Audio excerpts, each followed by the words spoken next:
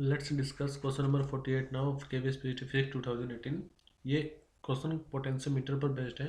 Question में figure shows a long potentiometer wire having a constant potential gradient.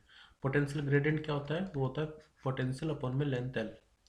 The null point of the two primary cells E1 and E2, E1 is greater than E2, connected in the manner shown are obtained 400 centimeter and 160 centimeter. We have to find out balancing length for cell E1, यानी कि E1 के लिए खाली balancing length कितनी होगी। अगर यहाँ पर E1 और E2 को इस तरह से कंबाइन कर रहे हैं, बैलेंसिंग लेंथ 160 आ रही है, और E1 और E2 को इस मैनर में कनेक्ट कर रहे हैं तो बैलेंसिंग लेंथ आ रही है 400 सेंटीमीटर। तो एक काम करते हैं, मैं पहले आपको एक कंसेप्ट बताता हूँ। देखो कंसेप्ट ये है कि मान लीजिए अगर आपके पास दो सेल इस तरह से कनेक्टेड है सच दैट कि एक बैटरी का जो नेगेटिव है वो दूसरे के पॉजिटिव से जाकर के कनेक्ट हो रहा है। लेट इसका ईएमएफ है E1 और इसका E2। तो यहाँ पर जो नेट ईएमएफ होगा वो कैसे लिखेंगे? देखो आप अगर मान लीजिए इस तरफ जा रहे हो तो आप बस वो लिखो जो आपको पहला टर्मिनल मिल रहा है। जैसे यहाँ पर पॉजिटिव मिल रहा है तो मैं लिखूंगा E1, और फिर उसके बाद अगली बैटरी का देखना है टर्मिनल। तो यहाँ पर जो सेकंड सेल है उसका भी आपको पहले जब आप जा रहे हो तो पहला जो सेल मिला उसका पहला टर्मिनल कैसा? पॉजिटिव। तो यहाँ पर तो आ जाए E1 प्लस E2। लेकिन अगर मान लो मैंने इस तरह से है, मतलब सेल इस तरह से कनेक्टेड है कि एक का नेगेटिव दूसरे के नेगेटिव से जाकर के कनेक्ट है, दैट इसका E1 है और इसका E2। तो ऐसे केस में ई नेट कितना होगा? तो मैं वही रूल लगाओ। आप मान लो इस तरफ जा रहे हो तो बैटरी जो पहली मिली है उसका पहला टर्मिनल कैसा है? पॉजिटिव। तो यहाँ पर तो लिख लो प्लस E1। अब आगे जो दूसरा सेल है उसका पहला जो टर्मिनल है वो कैसे मिल रहा है? नेगेटिव। तो यहाँ पर हम लिख दें माइनस के E2। तो ये चीज़ आप बस ध्यान रखना, क्वेश्चन काफ़ी आसानी से हो जाएगा। दूसरा पोटेंशियल ग्रेडियंट के कितना है? V अपॉन में L ये होता है। अब देखो अगर हम इस वाले सिस्टम की बात करें यहाँ पर, तो ये पहली बैटरी और ये सेकंड। आप देखो यहाँ पर नेगेटिव का नेगेटिव से कनेक्टेड है, तो जो नेट पोटेंशियल डिफरेंस होगा इसके अक्रॉस वो कितना होगा? तो जब नेगेटिव का नेगेटिव से कनेक्टेड है तो नेट पोटेंशियल डिफरेंस होगा E1 माइनस E2। तो मैं लिख सकता हूँ यहाँ पर आएगा E1 माइनस E2। ये तो हो गया नेट पोटेंशियल। तो देखो नेट पोटेंशियल किसके बराबर होगा? वो होगा के इंटू में लेंथ एल के मतलब पोटेंशियल ग्रेडियंट। तो E1 माइनस E2 को मैं क्या लिख सकता हूँ? के। मान लेता हूँ इसका पोटेंशियल ग्रेडियंट के है और इसकी जो बैलेंसिंग लेंथ है वो कितनी है? 160।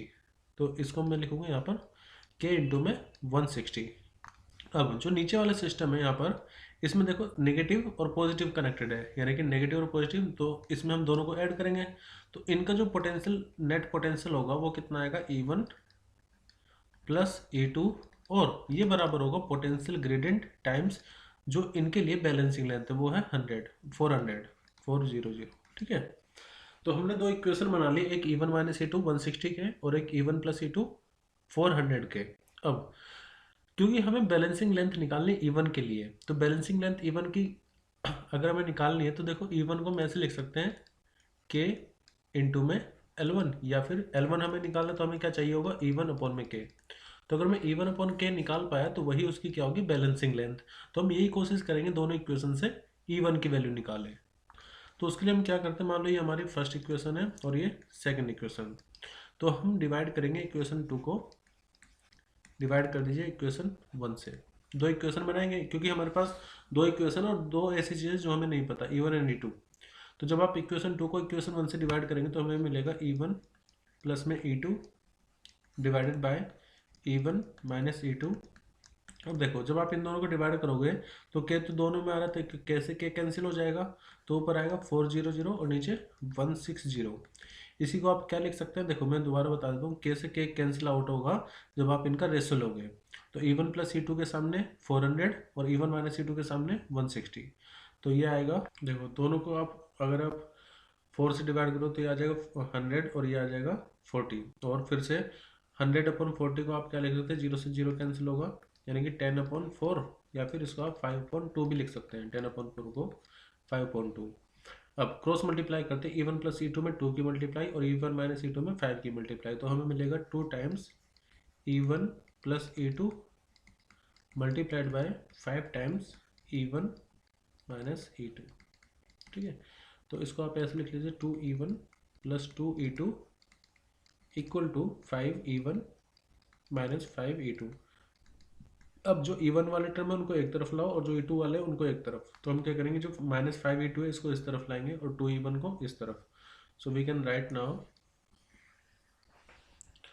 देखिए यहाँ पर 2E1 को तो हम इस तरफ ला रहे हैं और E2 को इस तरफ, तो ये -5 जब इधर आएगा तो +5 हो जाएगा, यानी 5E2 + 2E2 इक्वल टू ये 5E1 एज इट इज़, और यहाँ से ये 2E1 जब इस तरफ जाएगा तो साइन चेंज होगा, -2E1 आएगा ये। अब ये हो गया 7E2 इक्वल टू 5 - 2 मतलब 3E1। यहाँ से अगर मैं E2 की वैल्यू निकालूं तो E2 इक्वल टू आएगा 3/7 ऑफ E1। अब ये वैल्यू मैंने क्यों निकाली, देखो अब मैं E2 की वैल्यू यहाँ पर पुट करूँगा ताकि मुझे E1 की वैल्यू मिल जाए, और E1/K क्या होगा, हमारी बैलेंसिंग लेंथ।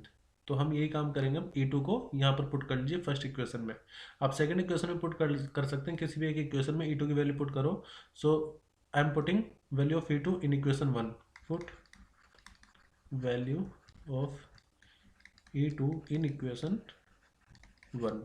तो देखो ये E1 माइनस E2 की वैल्यू कितनी हो जाएगी, 3/7 of E1 equal to 160K।